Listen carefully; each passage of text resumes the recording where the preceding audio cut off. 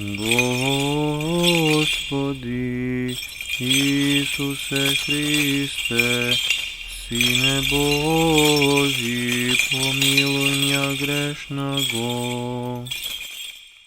Слава Сина и Светия Дух. Аминь. Возлюбени во Христа Бога, братья и сестры, денешка Светата Църква Божия слави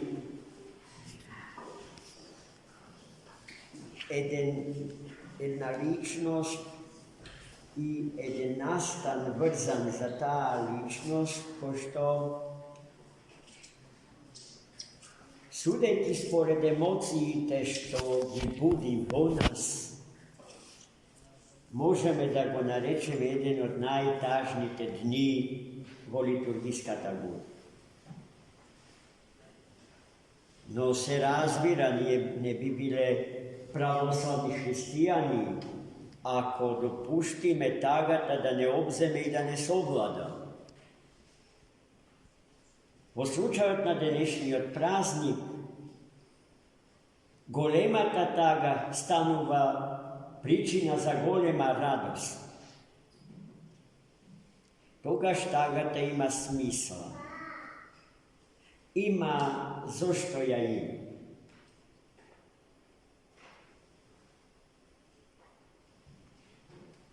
Да се биде само тажен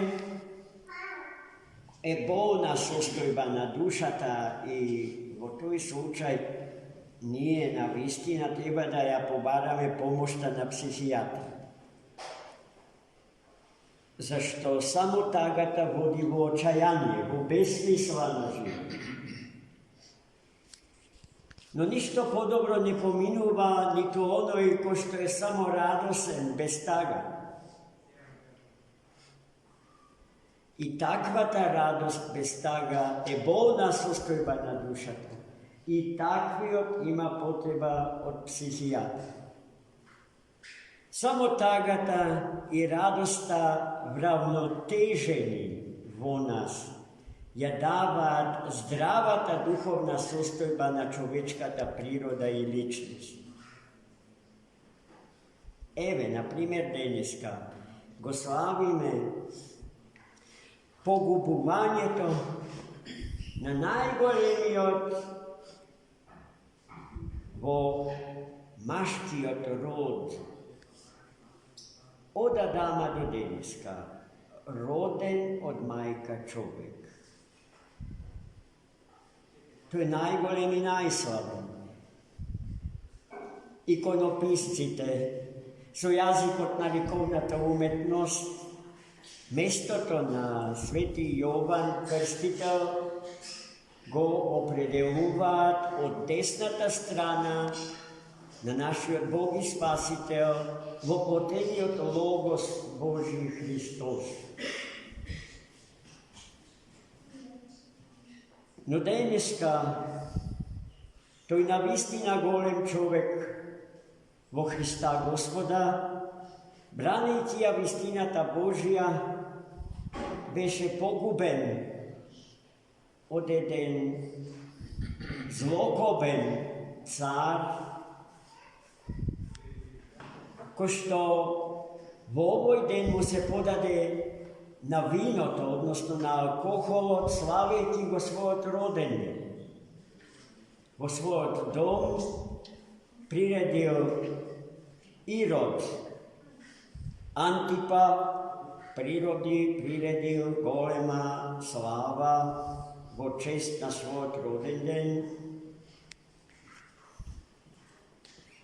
и славејќи го на еден сосема безумен и пагански начин, тој му се подал на алкохолот и барал и очите и ушите и носот и устата и рацете и нозете му барале нешто со што ќе ги нахрани страстите на телото свое, на кој што во овој ден им се приклони. Покрај алкохолот,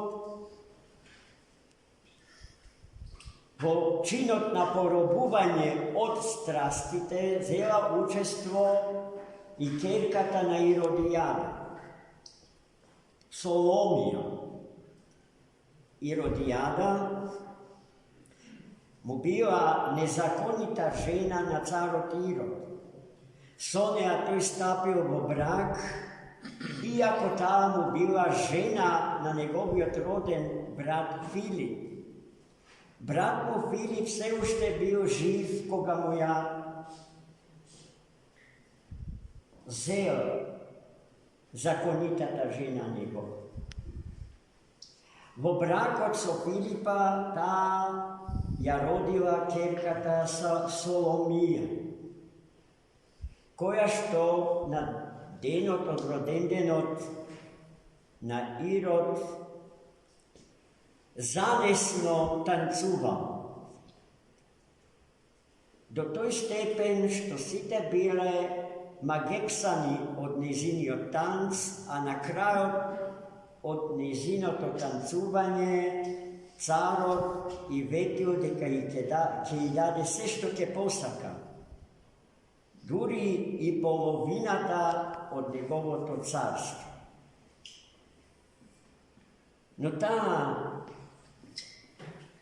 не се истрчала брзо да каже што сака, без пред тоа да се чуе со незината мајка Иродијада, која што не можела да го поднесе светиот Јован, пророк, претеча и крстител, бидејќи тој го карал Ирода да не стапува во брак со жената на неговиот роден брат, бидејќи тоа е против законито, а последиците на тој брак на генетски план ќе создадат големи проблеми во неговото семејство.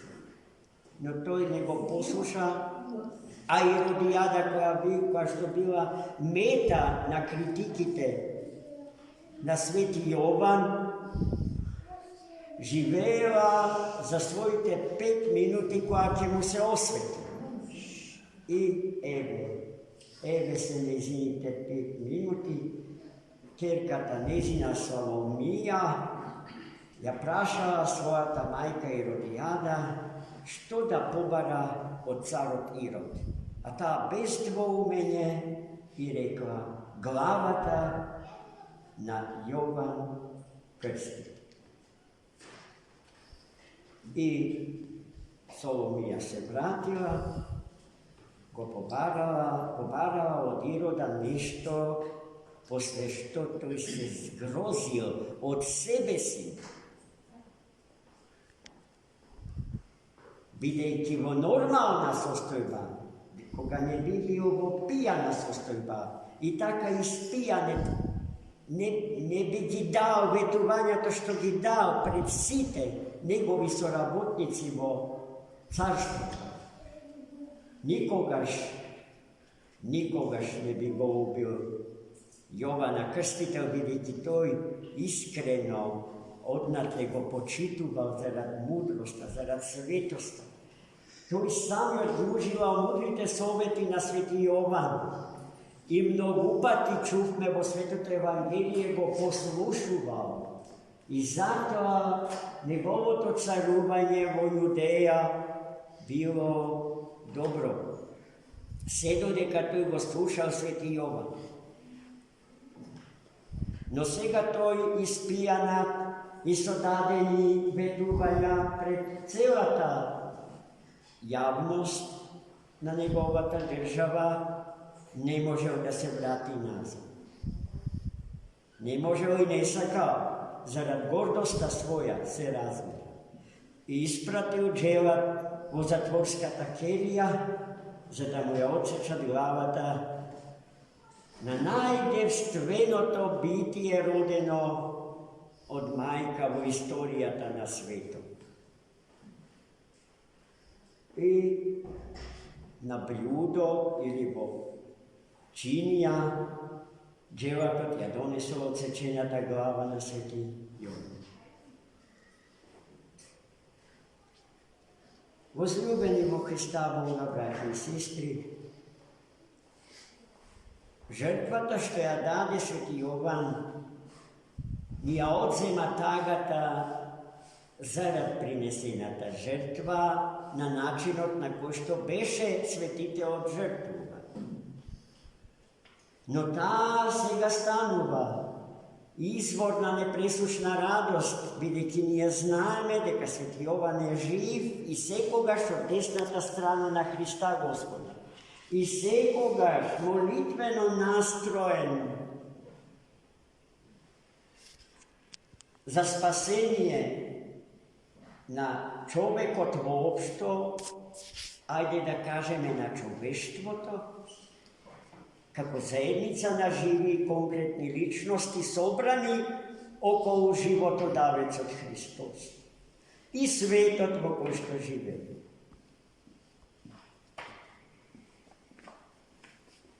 И ние, покрај Богородица Мајка, од луѓето за најблизок си го имаме него, Јована Крстител, кој што секогаш притекнува на помош, кога и да го повикаме. И нема православен христијанин кој што нема такво искуство со него. Условот е да не го заборави.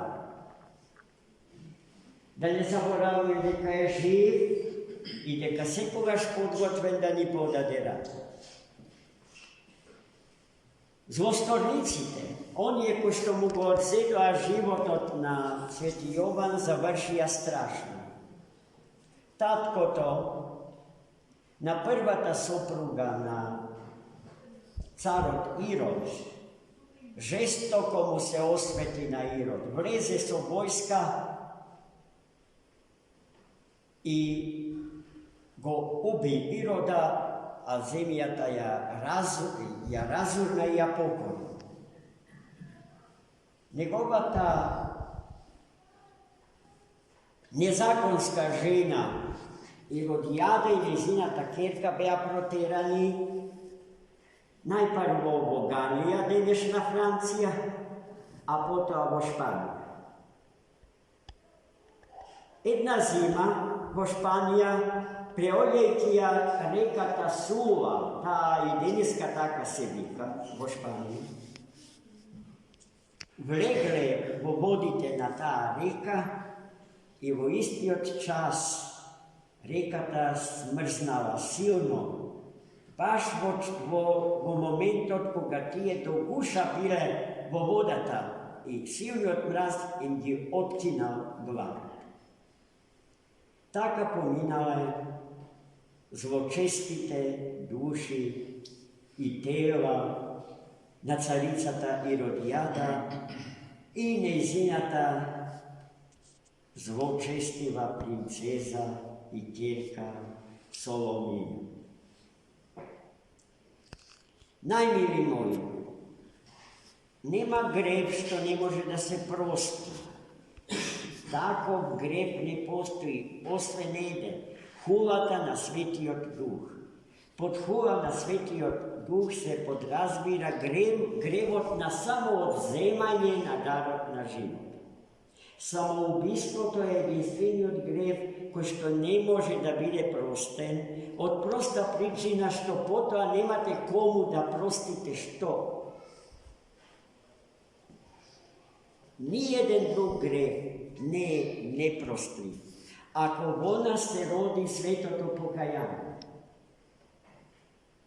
Во тој случај Господ, како птицата Феникс, што од пепел ја извлече и ја оживотвори, така нас од пепелта на нашите пропаднати животи, потонати во калта на нашите гревови, не извлекува на светлината од сонцето на правдата Христос Бог. Да се молиме на денеславениот светител и да се придржуваме кон правилата што нашиот народ зарад него ги превзема денеска. Правила на живење. Православните македонци постат строго на вода, иако Уставот на Светата Црква Божја денеска пропишува храна на масло. No nije zarad ogromna ta ljubov kon svetitev se odkažuvame i od maslото i toa Svetата Crkva go благословила како посебен подвиг на љубовта што ние, православните македонци, ја превзели. Потоа се откажуваме од употреба на плодови што ја носат бојата на крвта. Се што е црвено денеска не е во употреба на нашите христијански трпези. Карпус, патлиџан. Јас не можам да се сетам сега на сите плодови. Еве, вие, особено домакинците, тоа обично го си. И најпосле, ве молам, денеска да не се бањате во езеро. На денешен ден во Струга многу често се случуваат невидени трагедии, кога млади луѓе, не имајќи трошка вера, влегуваат во езерото и потоа живи од него не излегуваат.